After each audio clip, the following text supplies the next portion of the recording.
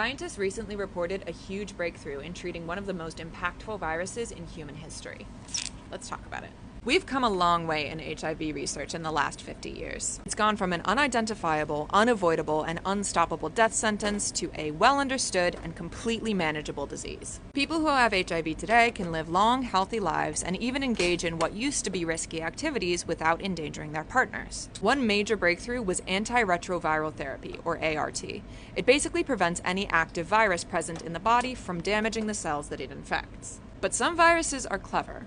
HIV can store its genetic material inside of cells and not activate it right away. So you can't just take ART until all the active virus is gone and call yourself cured. That inactive virus is still waiting around in your body, so you have to take ART for the rest of your life. But there's a specific signal that inactive virus is waiting for.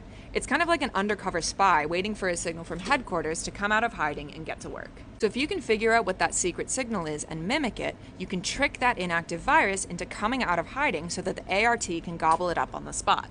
And a group of scientists have recently figured out how to use nanoparticles full of mRNA, a technology that already changed the world a few years ago, to do exactly that.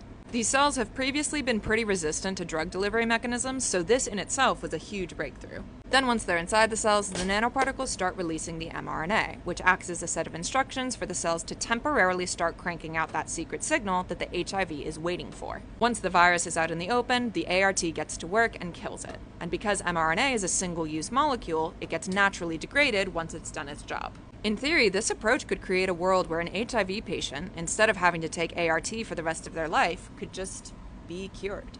Now, so far, this has only been done on cells in a dish. There's a lot of safety and efficacy testing that still needs to be done before it could help an actual patient. Luckily, this research was done in Australia, not in America.